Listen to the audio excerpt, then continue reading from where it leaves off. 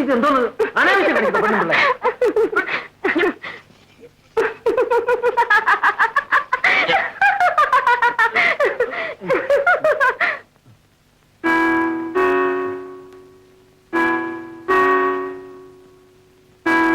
എന്റെ അന്നവാ, അതിലൊന്നും ജോലി പൊട്ടിക്കണ്ട.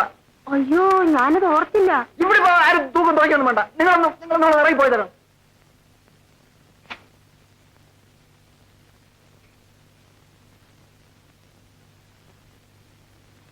നീ എന്നും ഇവിടെ ഇങ്ങനെ കയറി ഇറങ്ങുന്നത് എന്നെ വരട്ടി കാശടിക്കാനാണ് നാട്ടുകാരുടെ സംസാരം, അറിയാമോ? ഞാൻ എന്തെങ്കിലും അച്ചായനോട് എന്തേലും ആവശ്യപ്പെട്ടിട്ടുണ്ടോ? അതാ, അത് നമുക്കല്ലേ അറിയാവൂ. നമ്മൾ അറിഞ്ഞാ മതി.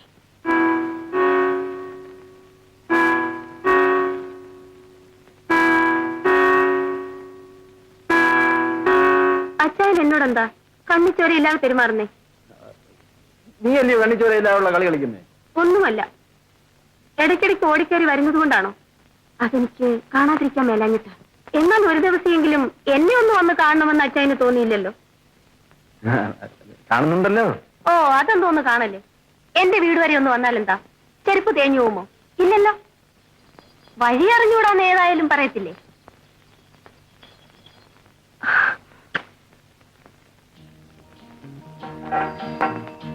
ഇന്ന് വരാതിരുന്നാലാ.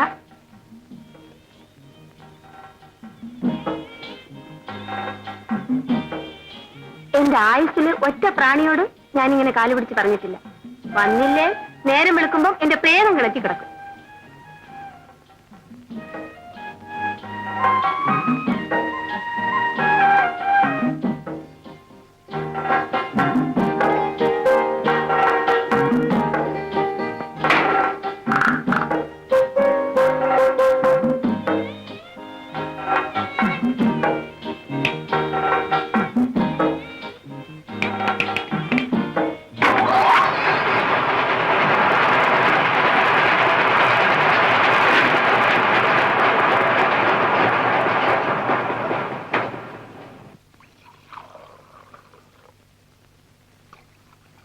എടി, നീ അടുപ്പിൽ തീയത്തുന്നുണ്ടോ നോക്ക്. ഉണ്ട്. ഇവിടെ ഇരുന്നോണ്ട് കൽപ്പിക്കാൻ ഞാൻ വിചാരിച്ചാലും നടക്കും. എടി പെണ്ണെ, പോയി അടുപ്പ് തീയത്തുന്നില്ലെങ്കിൽ 2 ചൂട്ട് വെച്ച് അടിച്ചു കൊടുക്കും. അങ്ങേർക്ക് വെട്ടി തിളയ്ക്കണം.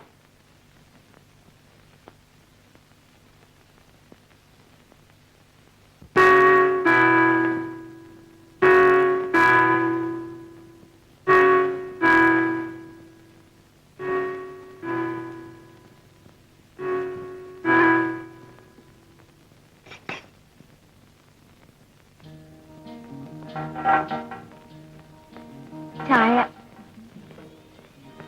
ഇതിനിടയ്ക്ക് ഇത് എപ്പോ പോയി കുളിച്ചു? വെളുപ്പിന് ആദ്യം ഈ മുറി അടിച്ച് വൃത്തിയാക്കി, പിന്നെ പോയി അടിച്ചു കുളിച്ച് തിരിയും കത്തിച്ചു വെച്ചു.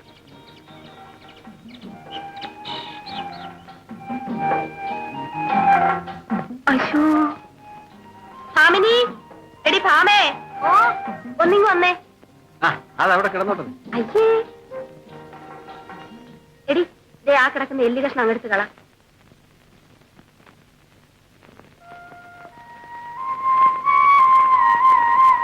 എടി അവിടെ ഒന്ന് തുടച്ചു വിട്ടേരെ.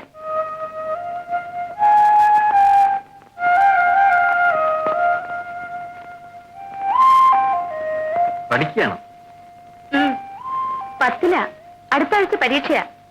അത്രയൊക്കെ ഇവളെ ആക്കിയെടുക്കാൻ സാധിച്ചത് എന്റെ ഒരു മിടുക്കും ദൈവാധീനമാണ്.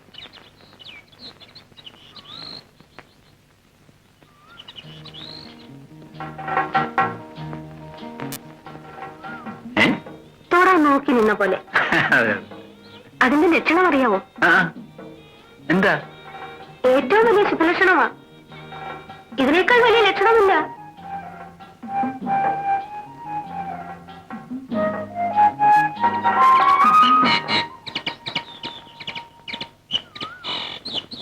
അപ്പോ അന്ന് ബന്ധപ്പെട്ടതോ? ഓ, അത് വെറുതെ. സത്യത്തിൽ ഇന്നലെയാ നമ്മുടെ ബന്ധം തുടങ്ങുന്നത്. അത് ഇങ്ങോട്ട്. ഇങ്ങോട്ടോ? അങ്ങോട്ടോ? അതെന്നേ തുടങ്ങിയതാ. പിന്നെ ദമയന്തി, ഇഷ്ടം കൊണ്ടാ, അതെനിക്കിപ്പോ അറിയാം. എന്നാലും ഇടയ്ക്കിടയ്ക്ക് ഇനി നീ മില്ലി വന്ന് എന്നെ കാണണം. ഞാൻ ഇങ്ങോട്ട് വന്നോളാം. ആഴ്ചയിലൊരിക്കലേ, അതെ, ആഴ്ചയിലൊരിക്കലേ ഞാൻ വന്ന് കണ്ടോളാം. എല്ലാം അച്ചായന്റെ ഇഷ്ടം. ടാറ്റ പറ മോനെ. ഡാഡിക്ക് ടാറ്റ പറ.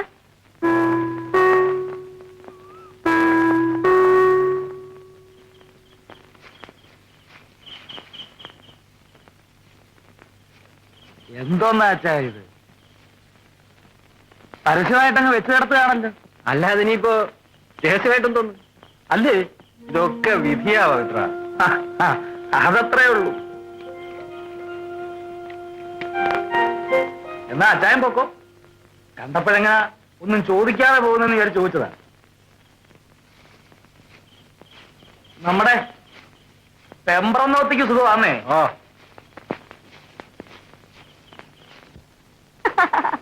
അയ്യോ, മോട്ടിക്കുന്നതാ. വാച്ചും മാലയും ഒക്കെ ആയിട്ട് എവിടെ ഒരു നല്ല കോള് കിട്ടിയിട്ടുണ്ട്. അതാ. അങ്ങനെയാണെ അത് പരസ്യമായിട്ടിട്ടുണ്ട് നടക്കും. അതിന്നിപ്പോ അച്ചായനെ കാണിക്കാൻ വേണ്ടിയിട്ടിട്ടതായിരിക്കും. കണ്ണുകടി സഹിയല്ല. എന്റെ അച്ചായൻ നോക്കിക്കോ, ഒരു ദിവസം എല്ലാം കൂടെ പോലീസ് ഒന്ന് നുള്ളി പറക്കിക്കൊണ്ട് പോകും. അതുപോലെ അല്ല പവിത്ര നീയുടെ വച്ചടി വച്ചടി കയറ്റമാണെന്നാ നാട്ടുകാർ പറയുന്നത്. കണ്ടാലും അത് അറിയാനും. കേറ്റം. ഇന്നലെ ഞാൻ കണ്ടതാ അങ്ങരുടെ ആ ഭാര്യയെ അരിക്കച്ചവടത്തിന് നടക്കുന്നു. അതെന്തോ നാട്ടിൽ അങ്ങനെ ഒരു സംസാരമുണ്ട്. അങ്ങേര് ഇനിയിപ്പോ അങ്ങ് കോടീശ്വരനായാലും എനിക്കൊരു മനസ്താപവും ഇല്ല. മാമച്ചായം വാ, വന്നിടന്ന് പറഞ്ഞു.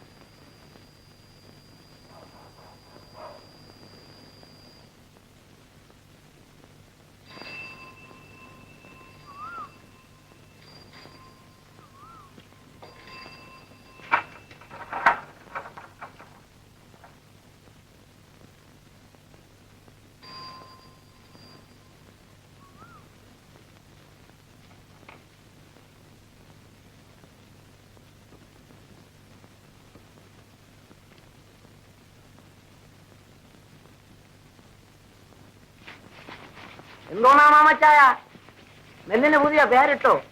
അല്ല പഠിക്കലേ, ഓരോ എംബോക്കികളുടെ പണി. നടപ്പടിക്കൽ ആഭാസം എഴുതി വെക്കുക. അല്ല, ഇതാരാ ചെയ്യുന്നതെന്ന് എനിക്ക് അറിയാൻ വേണ്ടിയിട്ടല്ല. ആരാ ആരാ? മറ്റവൻ തന്നെ. രാത്രി മോട്ടിക്കാൻ ഇറങ്ങിയിട്ടൊന്നും കിട്ടാതെ വരുമ്പം അരിശം തീർക്കുന്നതാ. പൗത്തന്നെയാണോ പറയുന്നത്? അവനിപ്പോ മോട്ടിക്കാനും നിങ്ങളുടെ ബോർഡ് എഴുതാനൊന്നും നടക്കാൻ നേരമില്ല. അവനിപ്പോ ആരെന്നാ? ആരാ? ആരാന്ന് ചോദിച്ചാൽ ആർക്കും ഒന്നും പറയാൻ പറ്റില്ല. ഏതായാലും അവൻ ഇപ്പം പഴയ കള്ളം തോട്ടന്നല്ല. നിധി കിട്ടിയായിരിക്കും. നിധി കിട്ടിയെന്നോ, നോട്ടടവെപ്പാണെന്നോ, പേശയ്ക്ക് ആള് കയറ്റിലാണെന്നോ പലതും കേൾക്കുന്നുണ്ട്. ലക്ഷം വീട്ടുകാരും അറിഞ്ഞിട്ടില്ല. ഭാര്യയുടെ പേർക്ക് 5 പറ കണ്ടവും 15 സെന്റ് പുരയോടും അവൻ എഴുതിക്കുക. പിന്നെ